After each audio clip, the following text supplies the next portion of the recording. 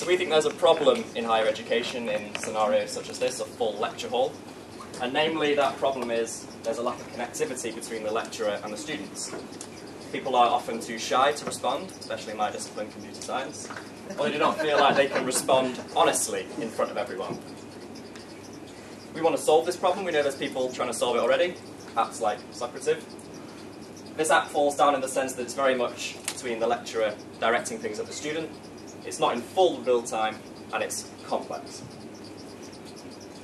What we think people really need is one single button they can press which says, I don't understand this, help me. Panic. So with that in mind, we're happy to introduce to you BackChat. The application is really simple, consisting only of a button. There's no need to interrupt the lectures with a raising hand. And it gives real-time feedback to the lecturer, who sees how many people are actually not satisfied with the presentation.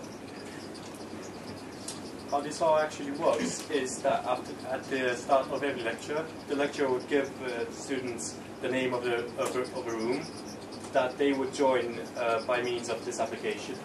And then at any time during the lecture, they could just push a button, and that would send a message to the server, which would be on the machine on the lecturer's desk, which would be, this data would be then be interpreted as a graph on his monitor. And I'm happy to show you this now. So this is the BackChat interface. This is what we've been working on today. This is what the lecturer will see when they log on to their local host. They'll scroll down, and then they'll enter, where are you, which lecture hall you're in. Now before this, they're going to have to activate their Java server, which is going to listen to incoming connections. So we start the server here. We start the lecture, hopefully. And now you can see we're starting to get real-time feedback of what the students are saying. Now obviously this is synthetic data. We've only got 2 phones between us. This would look very boring, this graph, without synthetic data. Now we've coloured the feedback green or red, depending on whether students are mainly satisfied or not. The higher the bar, obviously, the more people are complaining. So we colour that accordingly. And this is happening in real time, but as I say, this is synthetic data. And the nice feature here is, once you've finished your lecture, you click Finish Lecture, and you get an overview, a high-level overview of which points during your hour, say, students were most dissatisfied. What you can do with this data is you can go away, you can compare your lectures to this year, you can compare your lectures to last year, and you instantly have access to some form of big data then. So we make it as simple as possible. So we just, as a client, you go, enter the name of the room where the teacher says it, and after that, you have a big button. I do not understand. After that, you can check it. I want more examples. I want to explain it again, or other stuff. Just click it. Also, as a nice feature, we can put it on a pebble, and if you're taking notes, you can just press the button. I do not understand. Okay. That's it. Thank you.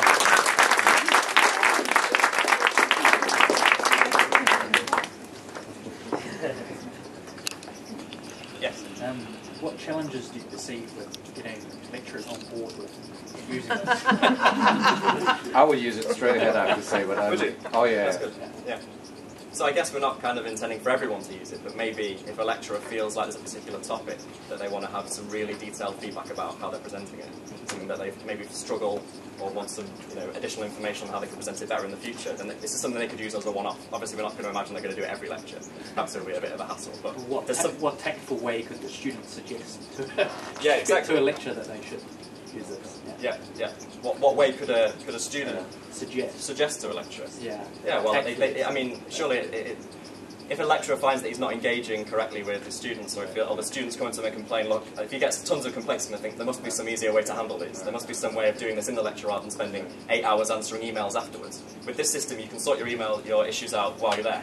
You don't then have to go back to your office and just go through 8 hours of... One problem I have is I'm lecturing deep in the basement of King's. There's internet's very lousy. Yeah. So how do you handle this offline? Could you just record it offline, and then once you get like delay tolerant fashion, you just file it out once you have... The teacher wouldn't get it real time, but you would have the feedback, which is already very good. That's actually very true. So we obviously market the real-time aspect of it, but actually an offline aspect would be fine as well, because you've still then got the data points, haven't you? So that's a very good point. That would be possible. Yeah, absolutely. Yeah, good idea. Very good idea. Thank you. Who would own the data? Who would own the data? Who do you think would own the data?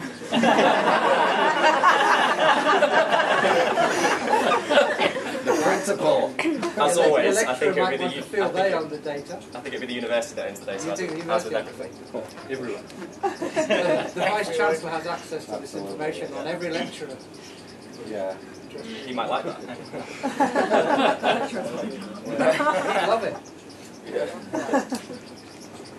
Oh, very good. How do you make money out of this? Can you help us?